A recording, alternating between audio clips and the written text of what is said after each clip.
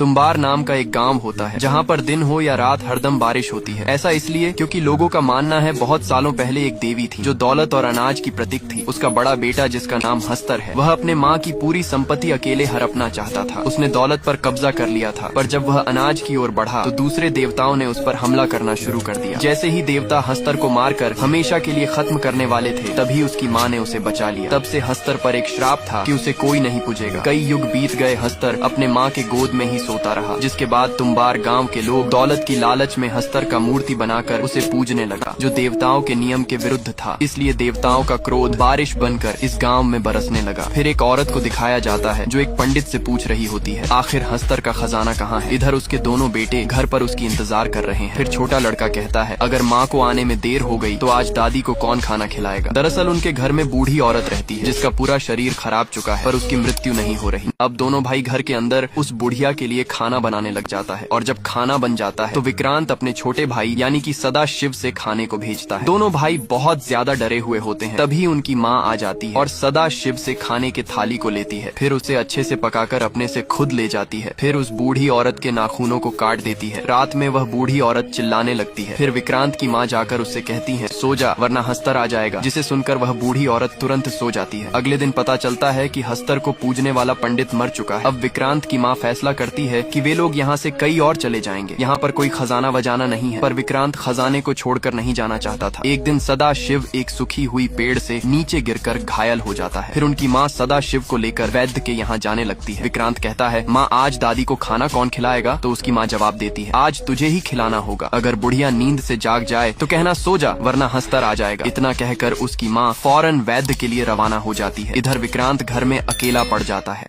अब विक्रांत घर पर अकेला होता है। वह दादी के लिए खाना बनाने की तैयारी करने लगता है। तभी दादी जाग जाती है और गुणगुणाकर गाना गाने लगती है, जिसे सुनकर विक्रांत की हालत खराब हो जाता है। फिर विक्रांत को खजाने की लालच देकर दादी अपने पास बुला लेती है। विक्रांत कहता है, बताओ खजाना कहाँ है। लेकिन उसकी दादी कहती है, पहले खाना लेकर आ, नहीं तो मैं तुझे ही खा जाऊंगी। अब विक्रांत बहुत घबरा जाता है और अपनी माँ की कही हुई बात याद करने लग जाता है, पर उसे ठीक से याद ही नहीं आता है। तभी उसकी दादी आकर उसके पैर पर एक जंजीर लगा देता है और फिर उसे खींचकर अपने साथ ले जाने लगती है। फिर जैसे ही उसकी दादी उसे मारने वाली थी, तभी विक्रांत कह देता है, सो जा वरना हस्तर आ जाएगा। इसे सुनते ही वह सो जाती है। इधर उसकी माँ रोते हुए घर वापस आ जाती है, क्योंकि सदा शिव की रास्ते में ही मौत हो चुकी है। अगले दिन सुबह ही वे दोनों तुम्बार गांव छोड़कर जाने लगते हैं, लेकिन विक्रांत वहां से नहीं जाना चाहता है और अपनी माँ से कहता है, अगर दादी को खाना नहीं देंगे तो वह जरूर बता देगी खजाना कहाँ पर है। पर उसकी माँ वापस जाने से सख्त मना कर देती है और विक्रांत से एक वादा करने को कहती है कि आज के बाद तू कभी इस तुम्बार गाँव में लौट कर नहीं आएगा। अब विक्रांत 15 साल बाद फिर से अपने गांव तुम्बार आता है। वह खजाने की लालच में अपने माँ से किए हुए वादे को भी तोड़ देता है। फिर विक्रांत सीधा अपने पुराने घर पर जाता है, जो अभी एक खंडहर बन चुका है। चारों तरफ बस जंगल ही जंगल होता है। फिर विक्रांत उस कमरे में जाता है जहाँ पर उसकी दादी रहा करती थी। वह देखता है उस कमरे में बहुत सारे जड़ें उगी हुई होती। जिसके बाद विक्रांत अपने दादी को देखता है, जिसकी हालत बद से बदतर हो गई, लेकिन फिर भी उनकी सांसें चल रही होती है, जिसे देखकर विक्रांत बहुत खुश होता है, क्योंकि उसकी दादी को खजाने के बारे में पता है। अब उसकी दादी एक समझौता करती है। वह विक्रांत को खजाना की जगह बताने के बदले में अपने आप को इस नर्क से मुक्त कराना चाहती है। अब विक्रांत को दादी की मदद से पता चल जाता है कि खजाना कहाँ पर है। दरअसल खजाना ठाकुर के हवेली में एक कुएं के अंदर होता है। विक्रांत खजाने की जगह तो जान चुका था, लेकिन दिक्कत ये थी वह एक बार में कुछ ही खजाने को कुएं से निकाल पाता था। पर ऐसा क्यों, उसे जानेंगे किसी और पार्ट में। समझौते के हिसाब से विक्रांत अपने दादी के कमरे को आग लगाकर जला देता है, जिससे उसकी दादी अब हमेशा के लिए मुक्त हो जाती है। फिर विक्रांत अपनी फटी हुई हाल पर ही घर वापस आता है और वह देखता। अब विक्रांत घर पहुँचकर अपने बीवी के साथ मजे करता है। फिर वह अपना हुलिया सुधार कर एक पंडित के घर जाता है, जिनसे विक्रांत ने ब्याज में कुछ पैसे ले रखे हैं। फिर विक्रांत पंडित को एक सुवर्ण मुद्रा दिखाता है। पंडित मुद्रा देखकर कहता है, कहाँ से मिली ये सुवर्ण मुद्रा। तो विक्रांत जवाब देता है, आपको इससे क्या खरीदना है या नहीं वो बोलो, ये मेरी पुश्तैनी चीज है। सुवर्ण मुद्रा के बदले पंडित विक्रांत को पैसे दे देता है। अब ऐसे ही विक्रांत तुम्बार जाकर खजाने को लाता है और उसे बेचकर अच्छे खासे पैसे कमाने लग जाता है। ये सब देखकर पंडित भी आश्चर्य में पड़ जाता है। विक्रांत कुछ ही दिनों में एक अमीर आदमी बन जाता है। इधर पंडित के मन में भी लालच जाग जाता है। फिर वह राज जानने के लिए विक्रांत के घर में जाता है। बहुत कोशिश करने के बावजूद भी पंडित कुछ पता नहीं कर पाता है और फिर जाते जाते विक्रांत से कहता है, तुम जो भी धंधा कर रहे हो मुझे भी उसमें शामिल कर लो। हालांकि विक्रांत उसे अपने काम के बारे में कुछ नहीं बताता है, जिसके बाद पंडित वहाँ से निराश होकर चला आता है। अब विक्रांत को एक बेटा होता है। उसकी जिंदगी मजे से कट रही होती है। वह एक राजा की तरह जीवन यापन करता है। पंडित विक्रांत पर नजर रखने के लिए एक लड़की को उसके घर में कम पर लगा देती है। फिर रात में लड़की विक्रांत को पैसे दिखाकर कहती है, अगर आप मुझे इससे ज्यादा पैसे देंगे तो मैं बता दूंगी कि ये पैसे कहाँ से आए हैं। अब विक्रांत कुछ पैसे लेकर ऊपर लड़की के पास जाता है। तभी लड़की उसे बताती है कि पंडित ने मुझे तुम पर हमेशा नजर रखने के लिए पैसे दिए हैं ताकि पंडित को तुम्हारी सारी खबर मिलती रहे। जिसे सुनकर विक्रांत ऊपर से नीचे तक पूरा हिल जाता है, लेकिन फिर भी विक्रांत ऐसा बर्ताव करता है जैसे कि उसे कुछ पता ही ना हो। पंडित विक्रांत के पीछे पीछे तुम्बार गांव के हवेली तक पहुंच जाता है। विक्रांत उसे बस छुप छुप कर देख रहा होता है। फिर विक्रांत जानबूझकर पंडित के सामने ही कुएं में उतरता है और कुछ देर बाद खजाना लेकर निकलता है। ये सब देखकर लालची पंडित भी बिना कुछ सोचे समझे कुएं में उतर जाता है। जब वह अंदर जाता है तो देखता है वहाँ की दीवारें भी सांस ले रहा होता है, जिसे देखकर पंडित का हालत खराब होने लगता है। फिर वह एक बर्तन को देखता है जो एक चिराग की तरह दिख रहा था। अब पंडित को लगता है शायद ये एक जिन का चिराग होगा जो विक्रांत को खजाना देता है, लेकिन उसके अंदर तो एक आटे से बना पुतला होता है। दरअसल विक्रांत ने पंडित को सबक सिखाने के लिए ऐसा करा होता है क्योंकि वहाँ पर स्वयं हस्तर रहता है जो सिर्फ आटे की पुतलियां ही खा सकता है। आटे की खुशबू पाकर हस्तर वहाँ आ जाता है और पंडित को काट लेता है। अब पंडित भी कभी न मरने वाला राक्षस बन जाता है। अब विक्रांत भी कुएं के अंदर आ जाता है। फिर पंडित को ये कहकर सुला देता है कि सो जा वरना हस्तर आ जाएगा। जिसके बाद वह अपने चारों ओर आटे का घेरा बनाकर एक आटे की पुतली को बाहर निकालता है क्योंकि हस्तर किसी भी अनाज के घेरे को पार नहीं कर सकता। तभी आटे की खुशबू पाकर हस्तर फौरन वहाँ आ जाता है और पुतली को खाने के लिए बेचैन हो जाता है। विक्रांत भी हस्तर से खजाने को गिराने के लिए उसे इधर उधर खूब दौड़ाता है। तभी विक्रांत आटे की पुतली को फेंकता है तो हस्तर उसे खाने में मग्न हो जाता है। तभी मौका मिलते ही विक्रांत हस्तर से खजाना लेकर वहाँ से निकलने लग जाता है, लेकिन पंडित को ऐसे तड़पता देखकर विक्रांत उसके ऊपर लालटेन फेंक देता है जिससे पंडित जलकर खत्म हो जाता है। तभी हस्तर पुतले को खाकर विक्रांत के पीछे भागता है, लेकिन विक्रांत वहाँ से सही सलामत बाहर आ जाता है। इधर विक्रांत की पत्नी उस लड़की को मार मार कर घर से बाहर निकालती है। दरअसल उसको विक्रांत और इस लड़की के बीच नाजायज संबंध होने का शक हो जाता है। विक्रांत बस दोनों के झगड़े को देखता रह जाता है। इसी तरह 14 साल बीत जाते हैं और विक्रांत का शरीर भी कमजोर पड़ने लगता है। उसमें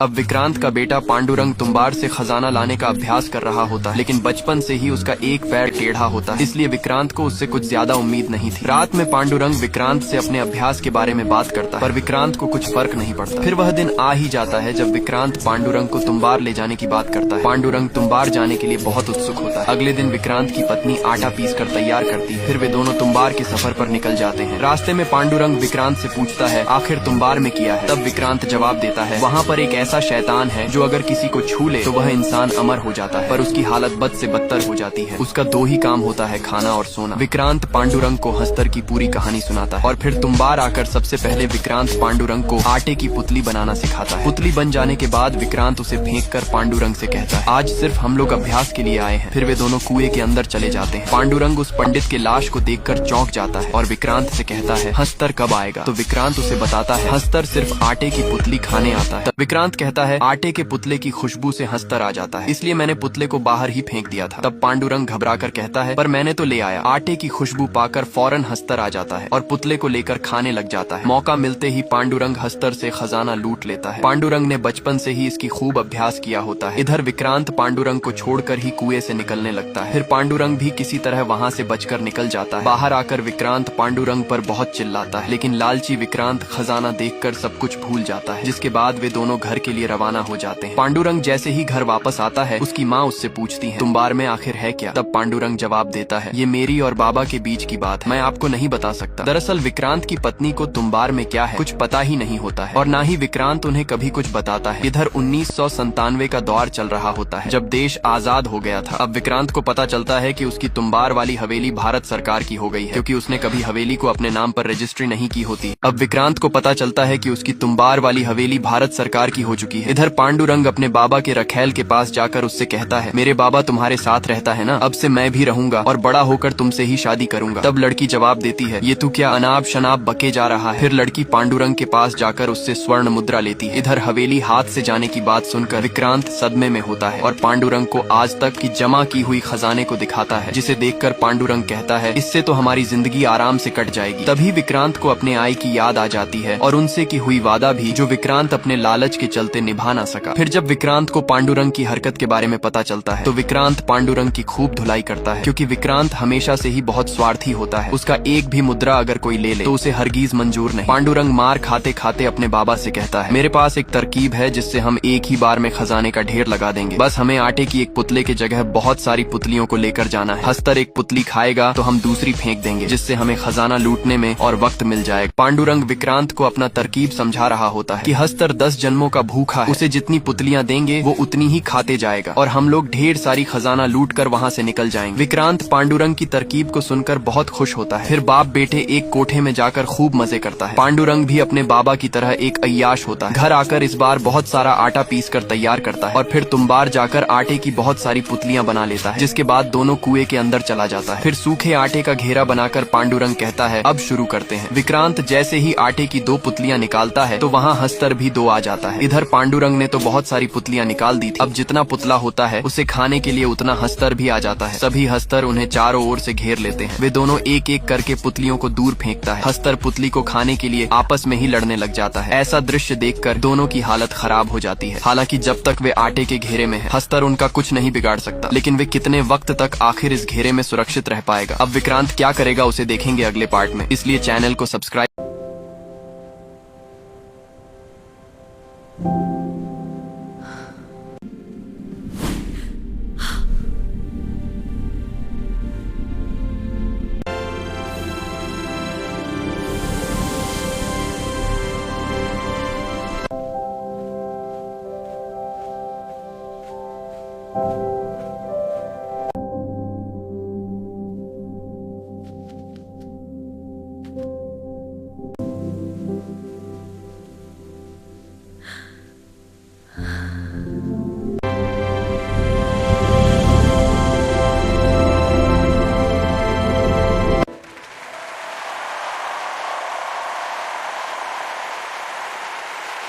Believe in yourself.